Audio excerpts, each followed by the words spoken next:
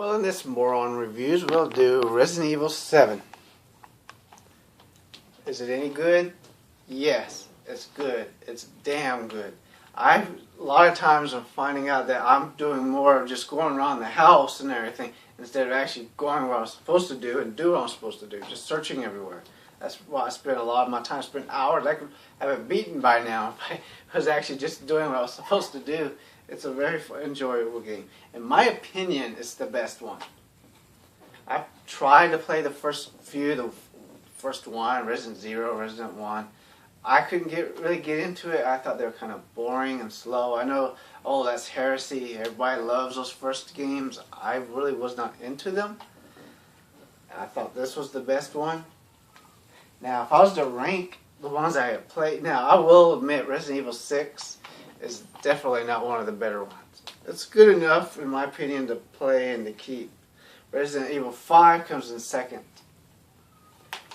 You know, it would be for me, it'd be Resident Evil 7, Resident Evil 5,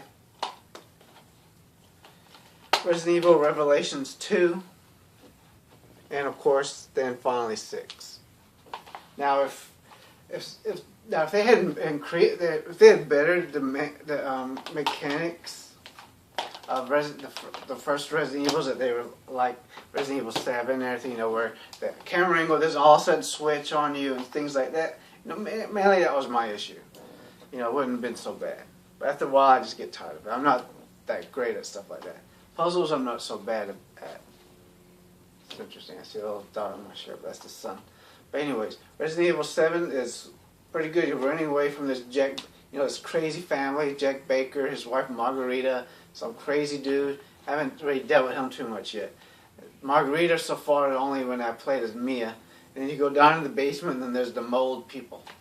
My problem is, you know, I shoot their legs because I find it's easier. You save ammo, you shoot off their legs, they fall to the ground and you hit the knife. Sometimes they might get a hit on you, but, you know, it's better than wasting your ammo and everything. What I don't like, you're doing that. The problem is it's R2 to make them do that. On a PS4, it's R2. If you have an Xbox, then not sure what it would be. It'd probably be the same area. But the problem is, R1, you know, is where he puts his medicine on himself and heals himself. So I sometimes will accidentally hit R1. That's my only gripe about the game so far, is that they put those together. Because I already have it as on the D-pad. I press one button and it does it. So I don't really need the R1. But, you know, still, it's okay. You can't find in the stuff. You know, it's a survival horror, so obviously the supplies are limited. And me not being any good at anything, I play it on easy. I like that. You got that red dot. See if I put it on my forehead now. Darn it. But I think you would find this game, what you would call it, you know, the graphics is very good. I enjoy the graphics. It's that, you know, it has a couple jump scares. I wouldn't call it scary. I wouldn't call it. I've never had a movie or a game or anything that actually scare me.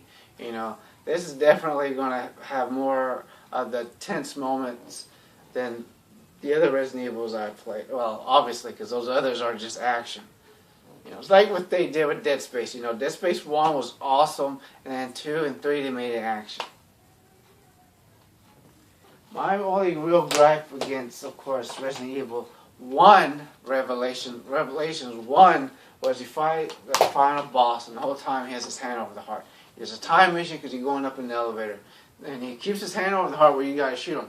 Well, what am I supposed to do? So far, I haven't had issues like that in this game. Of course, when you play, it's obvious you do not want to enter this house.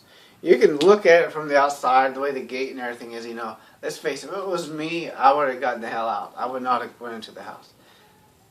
And you can go through realistically speaking, you can go through the windows and get out too. Kick out the boards. I mean, I'm sure you kick it, you know, and you kick out the boards and get the hell out of there and run your ass out of that place.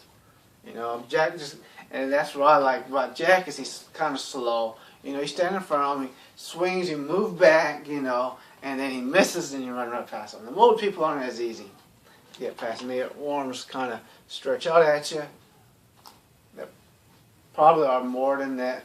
In this game, the fights. Of course, it's a first person It's a first person horror game.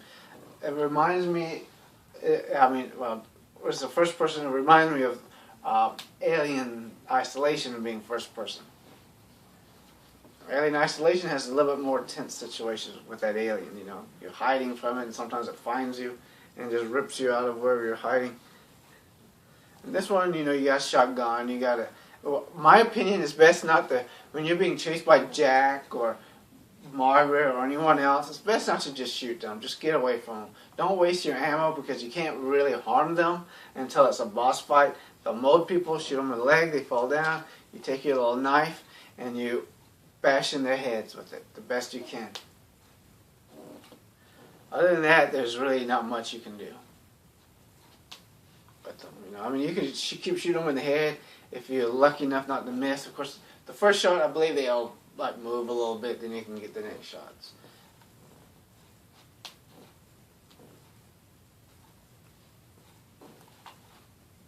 This probably will end up being my favorite horror movie for 2017.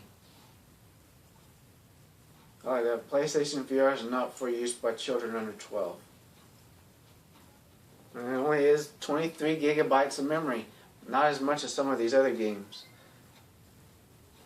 And of course, it's only one player, so if you like to have more than one player, I mean, you're not going to get that with this game.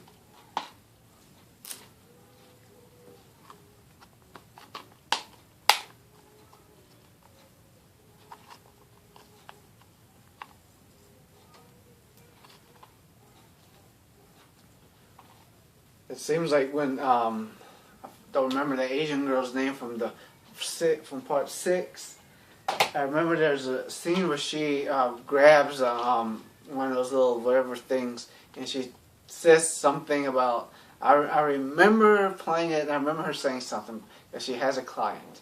Obviously, these were the clients. Not exactly certain how they would get their hands on it because they don't look like they're the richest people. But then again, they do own that mansion, so maybe the mansion got dilapidated since they went crazy. Don't know why anybody would think it's a good idea to have those little slug creatures, but hey, you know, Jack, he should go back to Three's Company. Margaret, the crazy wife. You got your own crazy wife, Mia, who talks you into going to the house. You know, it's a great setup. It's a great way how they did the characters. It's very good. It's a game. It has some tense moments. It doesn't really have any good places to hide. Let's say that. And they will find you. I was watching a video telling you if you crouch behind something, they are not as likely to find you. I haven't found that to be completely true, unless it's like a scripted thing, like with Mia. You know, you hide behind these barrels, and the mother, Margaret, goes into a room so you can go in and activate something to get the line stuff. I suggest once you get into the main hall that you try to get that shotgun. Look at videos on how to get that shotgun. I, of course, found the shotgun. You can look at my video if you want, if you can tolerate my playthrough. I suck at these things, so. But you can watch the videos and try to get that shotgun. I highly suggest that. And I saw another room where there seems to be a semi-automatic weapon. I want to try to get that. I don't know how yet, but I will. I guarantee you that, because those guys are not going to be fun without good weapons. And boss fights, you definitely want ammo. Can you imagine running out of ammo? You're fighting, especially the final boss fights with these guys, Mia, Jack, and Margaret, and and then you got that old lady that's everywhere. From what I understand, she is the main culprit.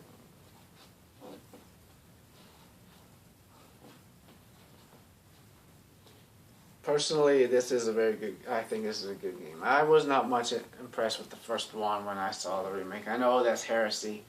I've been playing games since the 80s. I actually played Resident Evil 1 and 0, 2, 3. I haven't played 2 and 3, I'm sorry.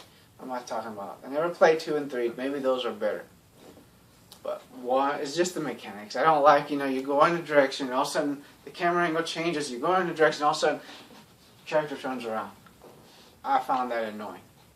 You don't get stuff like this. You do have limited space to carry stuff. And it makes sense. In real life, you're not going to be able to carry 15 guns and all this stuff. You know, you play Horizon Zero Dawn, a great game, but there's no way you're carrying all that stuff on you. Or Grand Theft Auto 5, you know, you carry like 100 guns with you. That's it. Bye.